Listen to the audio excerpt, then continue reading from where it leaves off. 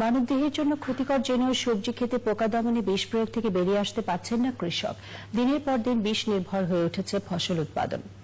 কীটনাশকের বিষ থেকে তাদের পরিত্রাণ দিতে কুষ্টিয়ায় কৃষি বিভাগের উদ্যোগে শুরু হয়েছে জৈব পদ্ধতি ব্যবহার বিষয়ক তৎপরতা। কুষ্টিয়ার প্রতিনিধি আনিসুজ্জামান ডাবলুর পাঠানো তথ্য এবং ছবি নিয়ে রয়েছে একটি ডেস্ক রিপোর্ট।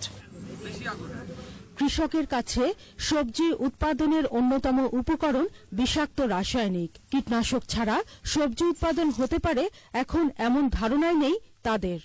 বিষ দিলে তো ফসল ভালো হয়, আর বিষ না দিলে ফসল তো কিছুই পাবো না। দেখছেন না, না দেওয়াতে একদম খেয়া শেষ করে দিয়েছে। বেগুন, শসা, ঝিঙ্গা, করলা, বরবটি সহ সব ধরনের সবজিতেই সপ্তাহে অন্তত 2 দিন বিষ প্রয়োগ যেন বাধ্যতামূলক। তারপর বিষের রেশ শেষ না হতেই এসব সবজি চলে যায় বাজারে। এই সপ্তাহে বিষ দিলে দেখা যাচ্ছে পোকা ওরা নিচে চলে যেত। আমার বাজার গেলে উস্তে দাম দিত না। বিষ মুক্ত কি বিষ যুক্ত এটা একমাত্র চাষি বলতে পারে। সবজি উৎপাদনে রাসায়নিকের ব্যবহার কমাতে কাজ করছে কৃষি বিভাগ। IPM, ICM এর আওতায় নানা জৈব প্রযুক্তি ব্যবহারের পরামর্শ দিচ্ছে তারা। যে সেক্স মুখাত ব্যবহার করার পর সেই জমিতে বীজ ব্যবহার করছে 15-20 দিন মাসে একবার ব্যবহার করছে।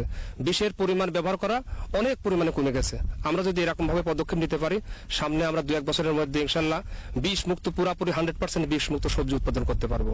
হাত বাছাই, নেটিং, আলোর ফাঁদ, সেক্স ফেরোমন ট্র্যাপ এবং বিষটোপ সহ পোকা দমনে রয়েছে বিভিন্ন আধুনিক পদ্ধতি। এসব প্রযুক্তি সম্পর্কে কৃষককে সচেতন করে তোলার কাজ চলছে বলেও জানাচ্ছে কৃষি বিভাগ। National desk, channel I. সংবাদের সময় হয়ে গেছে। ইস্টার্ন ব্যাংক বিরতি নেবার ব্যবস্থা নিব। বর্তমান অবস্থায় বন্যা কবলিত এলাকায় দ্রুত ত্রাণ দেওয়ার দাবি জানিয়েছে দুর্গতরা।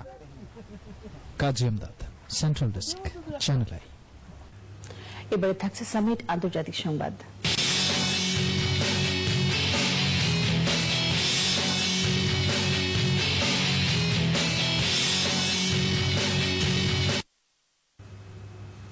পাকিস্তানের লাহোর এবং উত্তর পশ্চিমাঞ্চলের খাইবার পাখতুনখাওয়া প্রদেশে গুলি এবং বোমা হামলায় 2 পুলিশ ও 1 তালেবান যোদ্ধা সহ 9 জন নিহত হয়েছে।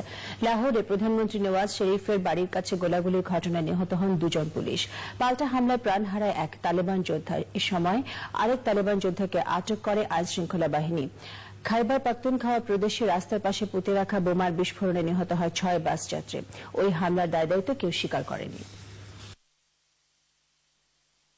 এবার ইসলামী ব্যাংক অর্থনীতি সংবাদ।